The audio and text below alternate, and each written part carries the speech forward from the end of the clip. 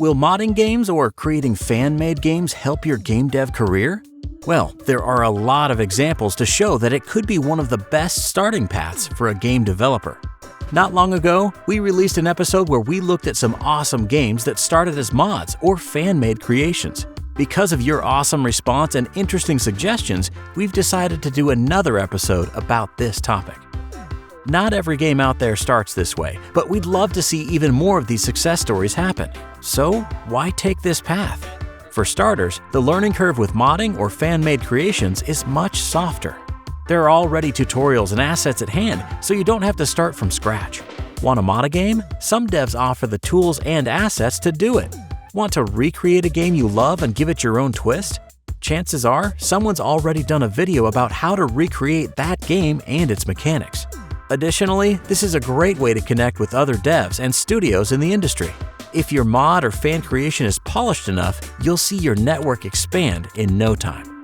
In this video, we're looking at 7 more outstanding examples of mods and fan-made games that have outgrown humble beginnings and have found their way to being standalone titles. So, without further ado, we are Ask Gamedev, and these are 7 more awesome games that started as fan-made creations. Welcome back. We make videos on how to elevate your game development and inspire others.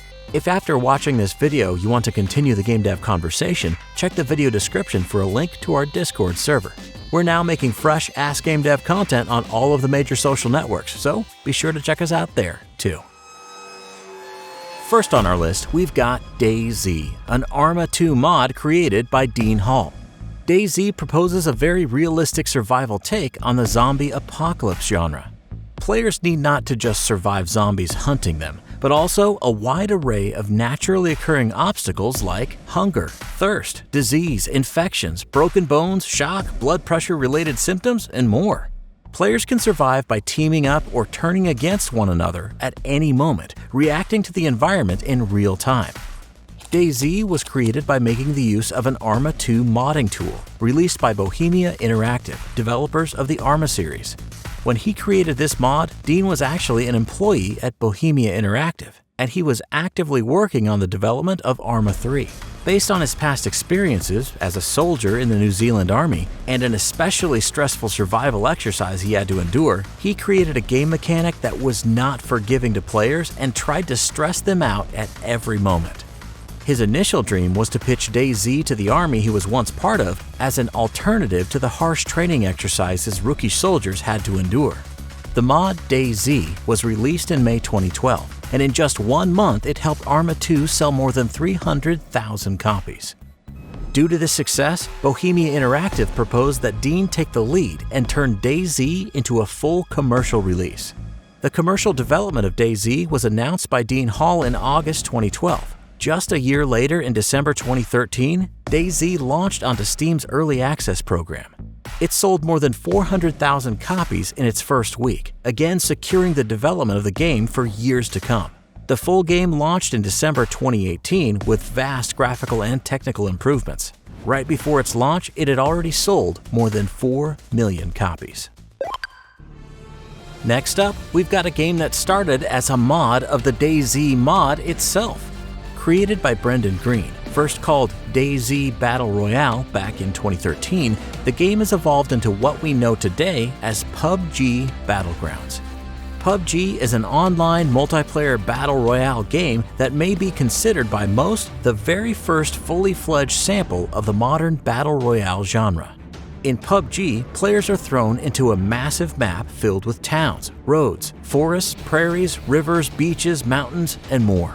The end goal is to be the sole survivor of a deadly match where anything goes. Players must also watch out for a shrinking safe zone that will kill anyone not within it. DayZ Battle Royale was first developed using the Arma 2 modding tools by Bohemia Interactive.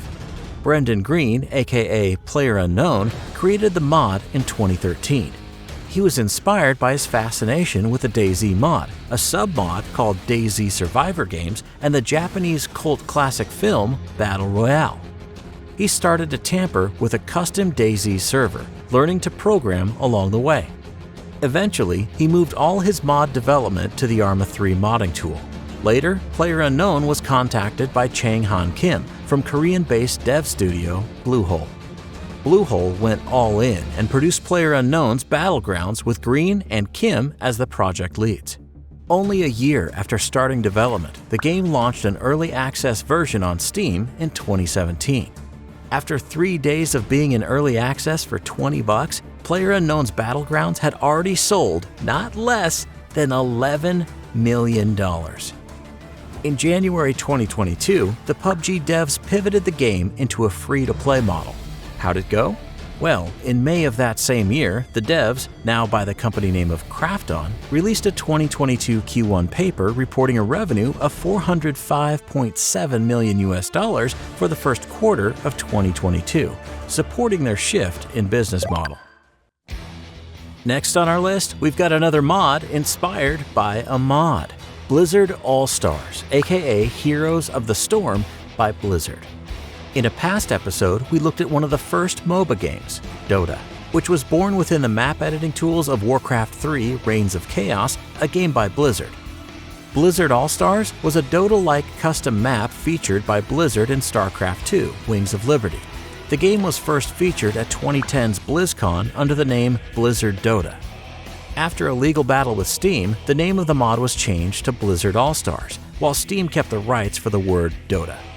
In the years to come, Blizzard kept redirecting resources towards Blizzard All-Stars, and at BlizzCon 2013, they finally announced that they were jumping onto the massive online battle arena bandwagon with the first public footage of their upcoming game, Heroes of the Storm. Heroes of the Storm entered pre-alpha and alpha stages all throughout 2014. By May 2015, the game was put into public beta, to which more than 9 million players subscribed. Although Blizzard wanted the game to be viewed as a separate genre from MOBA games, it was lauded by players and media as a groundbreaking creation that reinvented gaming's most popular genre, as described by Polygon. It also was called My New Go-To MOBA by Destructoid and a comment on the MOBA by the company whose games inspired the genre by PC Gamer. Following up, we've got the mod of all mods, Garry's Mod by Face Punch Studios Limited. Garry's Mod was originally created as a mod of Half-Life 2 using the Source SDK provided by Valve to mod the game. It's an open-ended sandbox experience with no direct objectives like a traditional game. Think of it more as a tool to build interactive experiences and minigames to share within its community. Players can use the assets from a vast list of Steam games ranging from maps to characters and random objects. Garry's Mod has also been vastly used as one of the main tools to create machinimas. Machinima is defined as the creation of videos with the use of game engines or game editors. The face behind Face Punch Studios Limited, Gary Newman, started to work on Garry's Mod as a side hobby while he was focusing his efforts on developing a game called Face Wound. He soon found much more enjoyment in developing the idea of Garry's Mod and halted the development of Face Wound. The first version of the mod was released in December 2004 as a very basic editor to place and transform assets from the original Valve game. As the mod kept evolving, it earned the attention of Valve, who contacted Gary to strike a deal in creating a full game out of his mod. After a couple of proposals, Gary accepted a deal where Valve served as publishers and Facepunch Studios would fully develop the game. Garry's Mod was released on Steam in November 2006, where it currently sits with a 96% overwhelmingly positive rating. By 2021, the game had sold more than 20 million copies. Garry's Mod's long-lasting success has helped Facepunch Studios to expand further and self-publish 3 more games since 2018. We can't wait to see what else they have in store for the future. Our next title is the indie gem Dear Esther by the Chinese Room. Dear Esther is a compelling, slow-paced first-person exploration game set on a desolate island. In Dear Esther, your movement detonates audio segments of narration and very slight changes around the world in an almost ghostly manner. The mod was originally conceived during a research project led by Professor Dan Pinchbeck at the University of Portsmouth in England. Using the Half-Life 2 Source Engine SDK, the project proposed an open-world, open-ended video game, stripped from all its game mechanics and taken to a very basic scenario, where the player had only to move, permitting the narrative all around to be randomized. At that time, the research was founded by the Arts and Humanities Research Council. In 2008, games artist Robert Briscoe had just finished working on Mirror's Edge and, looking for a change of pace, stumbled upon the Dear Esther mod. Feeling captivated and motivated, he contacted Dan Pinchbeck. Soon after, they started working on Dear Esther as a fully independent release. Their development lasted around 3 years, and by 2012, Dear Esther was ready for launch. During this process, the team behind the game lost their university funding. Lucky enough, during the last year of development, they became backed by Indie Fund. We found a very detailed written experience from the artist Robert Briscoe in his post-mortem about Dear Esther. Additionally, Robert gave a GDC talk about building an environment to tell a story back in 2013. We'll be sure to put links in the description of this video so you can check them out. Dear Esther's launch in February 2012 was a complete success. The game sold more than 16,000 copies in less than 6 hours, helping the devs recoup their investment and setting the stage for 100% profit from then on. Next, we've got another fan-made game, Oregon Trail, by the men who wear many hats. If you are North American and above 30, there's a good chance that you know about the legendary old-school educational game, the Oregon Trail. The game, which aimed to teach people about the hardships of life back in the pre-industrial United States and focused on the big historical phenomenon of the Oregon Trail. Well, Oregon Trail is a fan-made nostalgic parody of that game. In Oregon Trail, instead of hunting deer and foraging for supplies along the open road while taking care of your family, you shoot the undead and scavenge your way through a dystopian modern zombie apocalypse. This game was created by Ben Perez, Michael Block, and Ryan Wymeyer. It launched in 2010 as a Flash game, and due to its positive reception, the devs decided to remake the game in Unity to expand it to other platforms and polish it further. In January 2012, they launched a Kickstarter campaign, which successfully generated $16,339. The new version, Oregon Trail Director's Cut, launched on iOS and Android in August 2012. It also saw a Steam release in March 2013 through the Steam Greenlight program. Later on, it also launched for PS4 and PS Vita. Oregon Trail Director's Cut currently sits with an 89% very positive rating on Steam, and you can find links to buy the game on any of the aforementioned platforms directly on their website. We'll leave a link in the description of this video. Last but not least, we've got Team Fortress by Team Fortress Software. Team Fortress is an oldie, dating back to 1996, and was born as a mod for a true classic, Quake by id Software. The team behind this mod was composed of Robin Bro Walker, John Joji Cook, and Ian Scuba Coughley. They wanted to play Quake in a different way, spicing it up with class-based characters, each with unique playstyles. The original Team Fortress mod, known as Quake Team Fortress and Quake World Team Fortress, was created using id Software's Quake engine.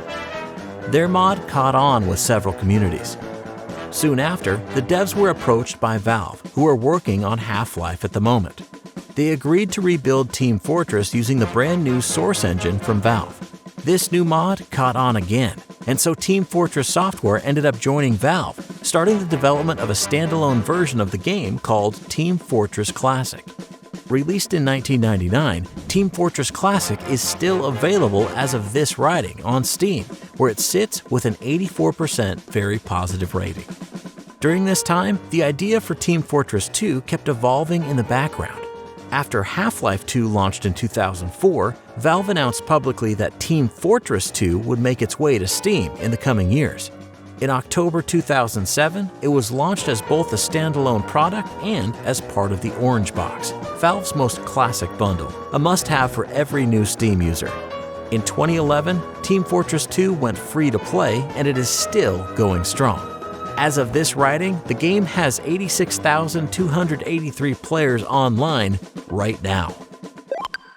Thanks for watching. For more Ask Game Dev, check out part 1 here or this video about the best game engines.